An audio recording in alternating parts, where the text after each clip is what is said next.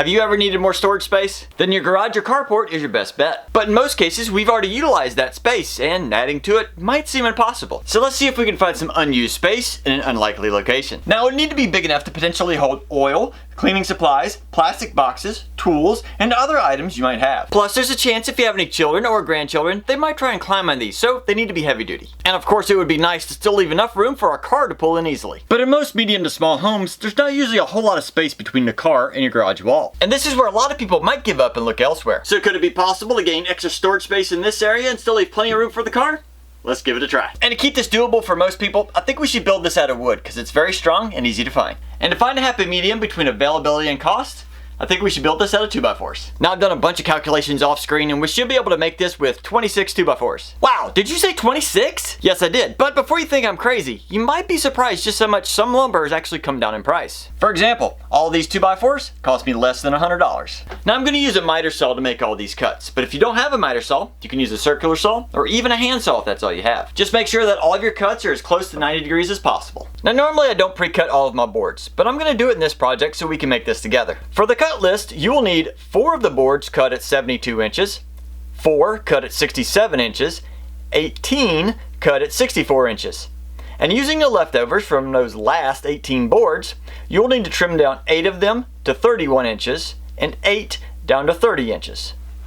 These cuts would definitely have some wood left over that you can use for other projects or just add some additional pieces to this setup. That's totally up to you. And now with all the wood cut, let's start assembling the shelves first. So let's lay out one of the 30 and a 31 inch boards on a flat surface like a workbench. But if all you have is the floor, you can use that too. Just make sure it's as flat as possible. Oh, and I almost forgot, most boards have a crown.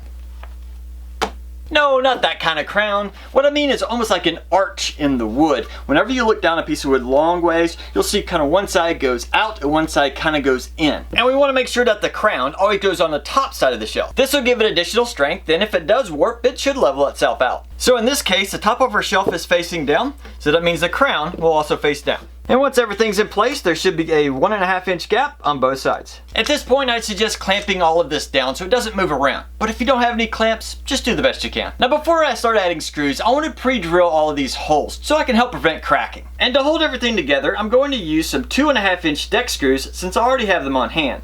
You can use almost any type of construction screw for this project, but I don't recommend drywall screws. My wife says I like to overly secure most of my projects, and this is no different. So I'm going to use several screws along each of the sides, making sure they will never come apart. Now we're going to build a total of 8 shelves, but on the last 2, we're only going to install 1 of the side supports. And I'll show you why in just a moment. And after those first 8, we're actually going to build 2 more shelves that are slightly wider. These are going to be for the center section of our entire unit. Each of these is going to use one of the 64 inch boards in the center and the 67 on the sides. Just use the same assembly process as before and it should be really easy. And with all the shelves nearly complete, it's time to see our project come to life. At this point, we're going to move everything to the ground so we can have a little bit more room and so we can use gravity to our advantage. Now grab one of the incomplete shelves and we want to turn it so that the side support is facing up. And then we're going to take one of the 72 inch boards, we're going to place it right here in this corner, and that'll not only support it, but it'll allow you to attach everything really easily. And then grab a speed square or a corner square or something that you know is squared off at 90 degrees so we can use this to make sure those 2 pieces are aligned with each other. Also make sure the top of the shelf is flush with the top of that board. And once everything's aligned, I'm adding a couple screws to secure it in place. And once we complete that first corner, let's repeat this process on the other end so that we now can have 2 72 inch legs. And with that assembly complete, we need to very carefully flip the legs and the shelf onto its top. This might be a little bit easier said than done. Just be careful not to crack or break anything. Oops. Just like that.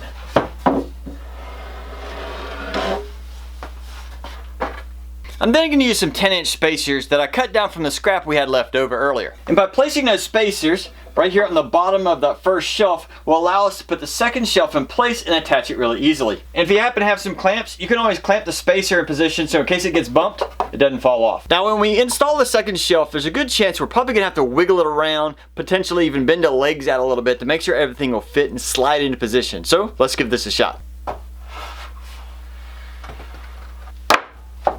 Alright, that was easier than I thought. I'm then going to add a couple screws on each side to secure it in place.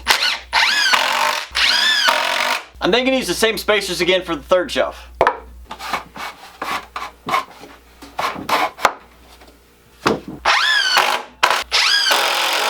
And for the fourth and final shelf, I actually cut out another set of spacers. These are at 19 inches, again from the scrap we had left over earlier.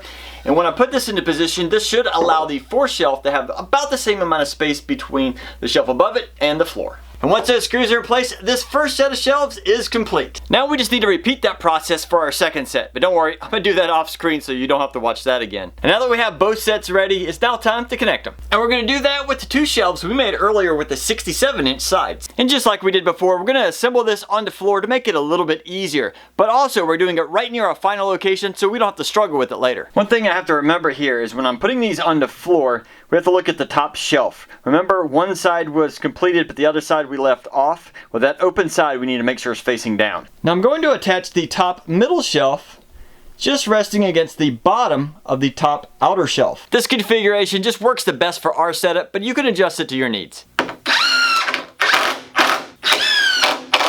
And for the lower shelf, we're going to space it up about 2 inches from the floor.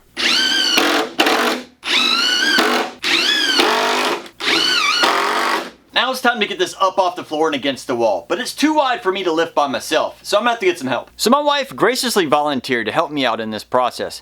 We made sure to lift at the same time and with a slow, steady motion, and we didn't have any major cracking or stripping of screws. And once we had the shelving up, I grabbed my ladder and positioned it in place so that it wouldn't fall back down. And at this point, I want to make sure I add the screws to the opposite side of those center shelves so I don't forget them. And now that we have the shelves in position, it is time to connect them to the wall. And that is why I didn't put a front face on this top shelf. That way we can have easy access to go through that board into the wall behind it. Now when you're securing your shelves to your wall, if you have drywall or a wood backing, it's pretty simple. Just find the stud and make sure a screw goes all the way through your shelf into that stud. But if by chance you have concrete or concrete blocks like I do here, you're gonna have to drill out some holes and use some concrete anchors.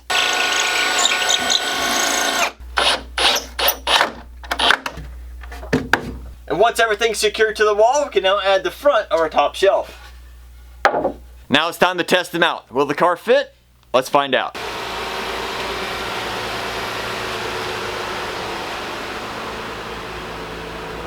Well, we have plenty of room to walk by the car. That works. Let's see about the car doors. Well, the back door clears, at least the kids can get in quickly and easily. And plenty of room for the front door too. And here's a view of the front side to see there's still a few inches to go. Let me show you the versatility of these shelves. I love that they're super heavy duty because I can get some heavier items and I can put them on some of the upper shelves if I need to, and I don't have to worry about them warping or anything falling off because they're so sturdy. Now make sure they're secured to the wall real well, and you should not have to worry about the whole shelves falling either. Now, I love using these little plastic shoe boxes. They fit great on the shelf. In fact, you can do 4 across. And I love them because they're so clear and you can write on them and label them and see them from afar really easily. Now since we built this shelf to have plenty of room underneath, you could easily store a double layer of paint or urethane or whatever you want underneath it. And also with roughly the same height on the shelf right above it, you could store some of those tall items that you need to get out of the way. Now when it comes to the middle shelf, you have the storage on top, you actually have storage underneath. You can attach a bunch of hooks on here, hang keys or extension cords or any other type of tools and get them up off the floor. Just make sure you don't take up the space needed for your doors. Now when you get a chance to build your shelves, just remember, these dimensions will get you started, but you may have to make some adjustments for your height and width to fit within your area. But overall, this right here is a good setup. I love this. I hope you can make some soon too. Now if you enjoyed this project, I'd love to hear about it. Please put that in the comments, or if you have any suggestions for improvements or just upgrades to this setup, please put those in the comments as well. I'd love to hear from you. Otherwise, you'll probably enjoy this next project.